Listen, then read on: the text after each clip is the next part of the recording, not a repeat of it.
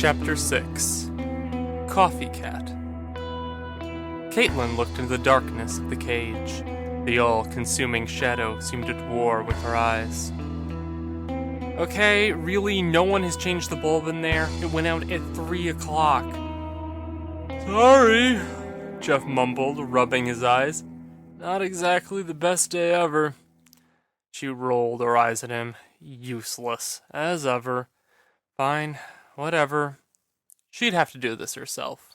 She went over to the supply maker and tapped on the screen till the option for the type of bulb in the animal cages came up. Selecting it, the machine went to work printing the light bulb for her, and it popped out onto her waiting palm from the fabricator. It took seconds. The damn thing was horrifically slow. Caitlin went to the cage and opened it up, reaching into the ceiling of it and unplugging the dead bulb before replacing it with a new one. It lit up to reveal a bland-looking cat that blinked its eyes as though it had just been awoken from a pleasant nap. Poor thing, you've been in the dark because Jeff was a big lazy meanie. Hey! Jeff yelled from across the room. She reached in and scratched the cat's ear. It closed its eyes and made a soft rumbling purr as she continued. What's your name, pretty cat? She lifted its tag up to reveal the answer. Mr. Sprinkles. That's quite the name. The cat had no discernible reaction to our running dialogue. I wonder who left you here, huh? You're such a pretty cat. No reaction. Hopefully someone comes in and adopts you soon. Poor thing. Being alone is the worst thing in the universe. Graelyn heard herself yell. Maybe there was a word in there like, no! But it could have just been a yell. She couldn't remember regardless. Her eyes were fixed on the point where she had dropped off the side of the building. The rope hung there swinging gently back and forth like a cradle. The woman with the red hair turned towards her, her eyes open wide. What on Midgard? Graelyn took a few steps backward instinctively. You're dead, the woman said to Graelyn, as a very pure statement of fact. Graelyn turned and ran. She realized she'd passed Arch, and that he was now following behind her. We need to get out of this building, Arch said. Graelyn nodded. She found she couldn't speak, so she just pointed downwards. No chance. They probably have this place locked down. They hit a corner and rounded into another room filled with glass where 2 women with rifles were playing a board game. Through the window, another skyscraper could be clearly seen. The sound of footsteps behind them was deafening. Don't argue. Get on my back, Arch ordered, and Graelyn complied. As he squatted down, wrapping her arms around his head and her legs around his torso, she was too shocked to really protest. Regardless, but his plan made sense. Sort of. Then again she felt panic run through her. He was actually going to do this. This was crazy. Then the bullets started. The glass in front of them took several hits, as did a potted plant, and Graelyn heard one ping off Arch's calf. Then Arch began to move. It was like he'd been unleashed, his legs pumping like pistons, his feet charging forward. The 2 women began to reach for their rifles. Arch shot forward like a bullet, tearing up the carpet with his charge towards the window and smashed through it. Graelyn tucked her head down to avoid the glass and saw the city underneath her. Arch's feet hanging beneath her like she was looking down into the water from a boat. The buildings and people went by in an instant, and she felt them falling in an arc. She braced herself and felt the impact hard. They smashed the next pane of glass, and Arch tumbled onto the floor, Graelyn losing her grip and tumbling off into the lush carpet. Her heart was pounding like a hammer. She knew the adrenaline was starving off the feeling, but as she held her hands up above her face, she could see they were littered with shards of glass. Graelyn, you need to get up!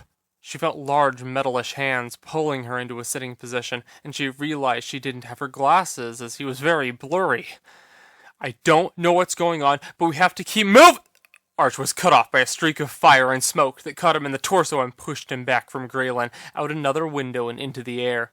The streak then exploded, and she realized it had to be a rocket. Graelyn couldn't make noises. Her voice was lost somewhere inside her, and it wouldn't come out. She scampered up and turned around to see the blurry shape of a vertical takeoff craft, a woman with red hair lowering the barrel of a rocket launcher. Graelyn bolted, her instinct to escape kicking in stronger than she'd ever felt in her life. Was Arch dead? She had no idea. He'd survived the depths of the ocean. Maybe he could survive a rocket launcher? She didn't know. She didn't even know where she was going as her feet took her down an empty hallway to the emergency stairwell where she barreled down it, slamming into the metal railings and probably pushing bits of glass further into her body. Where was the damn cat? What was going on? Was she gonna die? She tried to push all these thoughts out of her head, but she couldn't. She just kept running. Her lungs were burning at this point. Her legs felt like they were going to collapse, but she kept ascending the stairwell, floor after floor, till she saw a nondescript door by the wall and shoved it into an open alley filled with trash. She kept running out the alley into a street where she could see some Centro Company soldiers were exchanging bullets and plasma bolts with some of the revolutionaries. She ran the opposite way.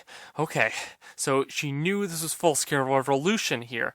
She wasn't sure how long she could keep going before she collapsed. She was probably losing a lot of blood, wasn't she? That couldn't be good. At that moment, she couldn't go any further. Her legs gave out and she fell onto the pavement. This time she got up quickly, but she didn't keep running. Her head was woozy. She saw a black car coming through the fray, dodging a flaming barrel and clipping a running soldier from one side or the other. Hey, Graelyn! She turned to the voice. She saw the fuzzy shape of a gray hoodie with something yellow on the crest of the hood. Shorts? She'd seen that shape before. Come with me.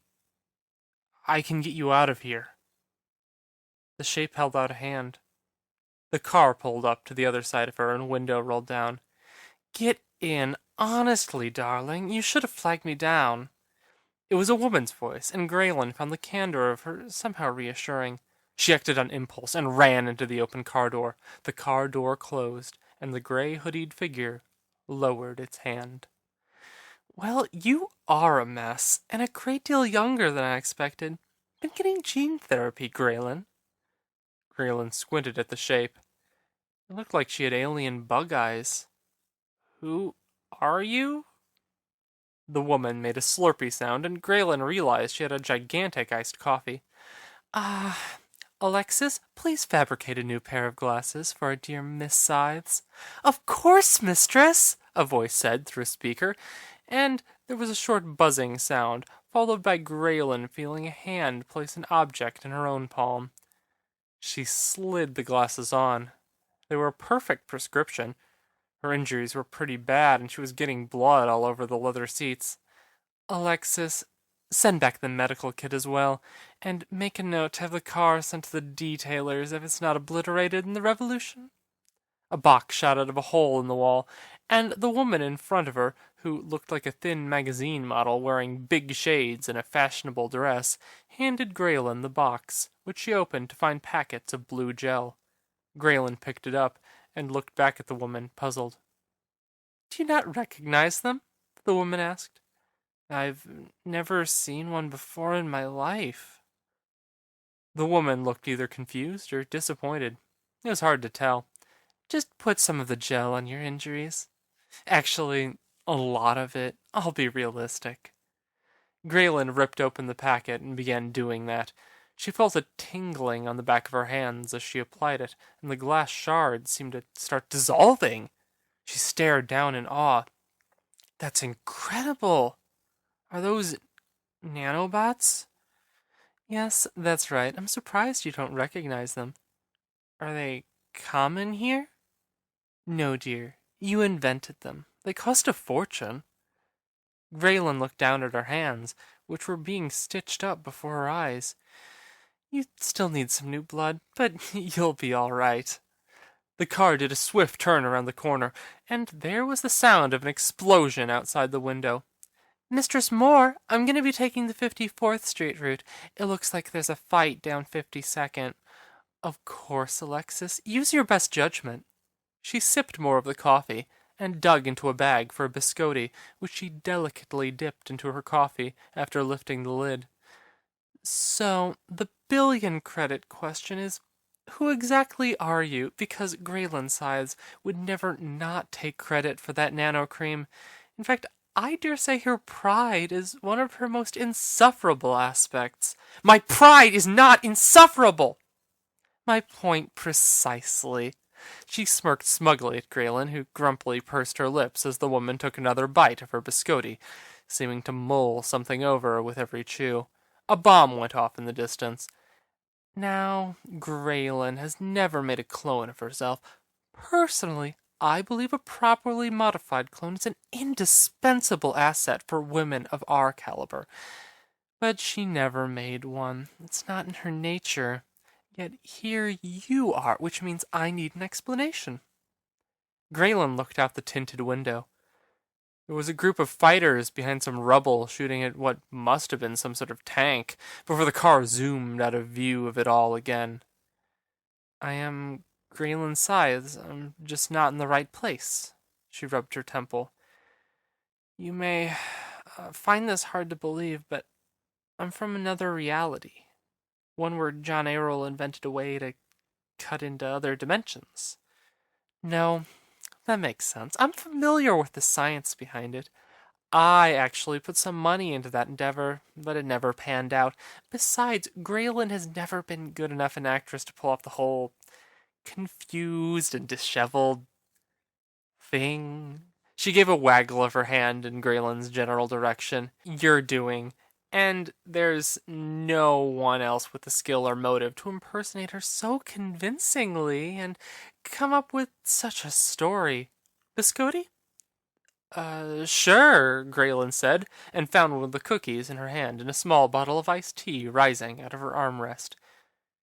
You said, Graelyn began. Her brain felt like it was sloshing back and forth in her skull, and she couldn't seem to find the words there for a moment. You said a modified clone?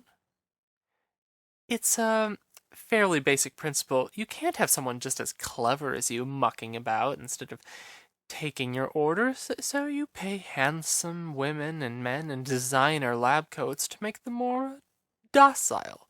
Of course, that golden age is over as far as this planet goes. The woman tipped her sunglasses down, peering out the window and heaving a sigh before returning to her coffee, which Graelyn noticed was silently stirring itself. I'm afraid I'm done with Earth. It was getting a bit stale anyway, really not my style. Too stuffy, too many ideologues. Is there a revolution where you come from? Graelyn couldn't help but think she was taking everything way too well, especially as an aircraft careened into a building in the distance. The explosion left a blinding flash in its wake. This woman didn't even flinch. How are you so reserved? Graelyn said after the jolt from the plane crash had worked through her system. The woman gave a curt bark of a laugh. Darling, empires rise and fall, but the truly exceptional keep going. I've had a way off this planet for years, and I already have some say in the working of the revolution. Money works wonders, even with communists, as it turns out, so I'll still be able to keep a track of things and minimize my asset loss. But as I asked, revolution, your world, a thing? No, not seriously. There are some scattered groups, but they're not organized enough to really achieve much. The woman on the train who'd asked her to join that revolutionary group came back to her. She could almost feel an alternate life where she'd said yes in her fingertips. She shook her hand as if that could make her forget the sensation. I'm still surprised you believe me that I'm from another reality. This isn't my first rodeo. Not that I enjoy rodeos, mind you. I always thought Errol might be able to achieve his dream. If there is a reality where everything is possible, then he must have done it somewhere. Just a pity you showed up in this place at such a barbaric time. Speaking of which, there must be another version of you around here somewhere.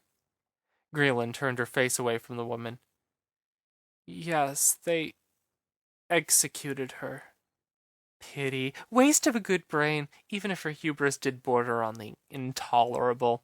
Ah, well, c'est la vie. I'm nearing my stop. You can come with me, or I can let you off somewhere else. Graelyn turned back to her.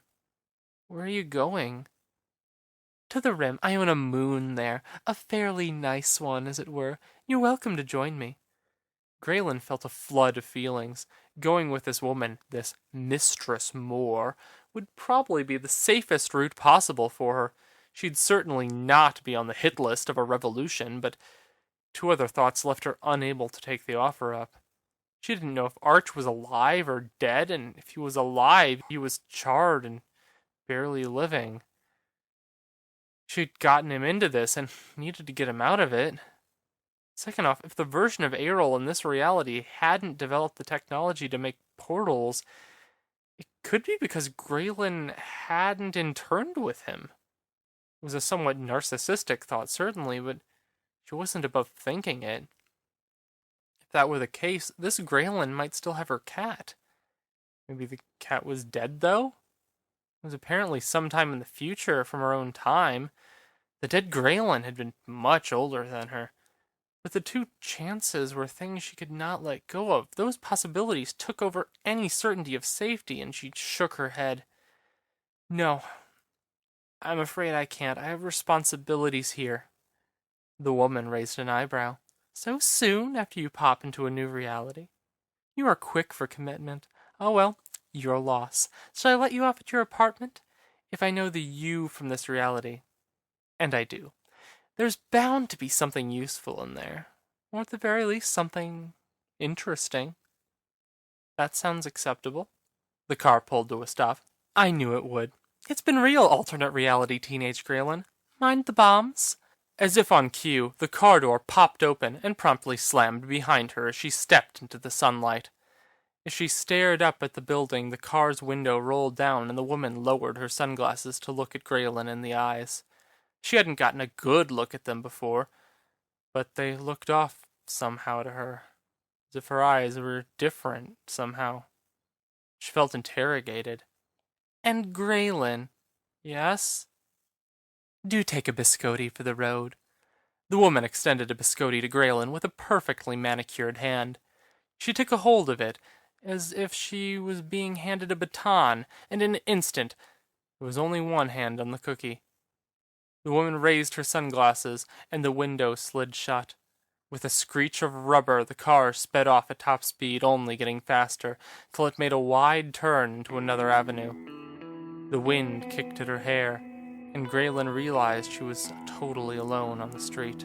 Her legs felt a lot more stable after that blue goo, and she didn't have any trouble walking up to the building, where she put her hand up to the scanner on the door and waited for the door to greet her with its pleasant, "Good afternoon, Director Sides. Can I do anything to make your return home more pleasant?"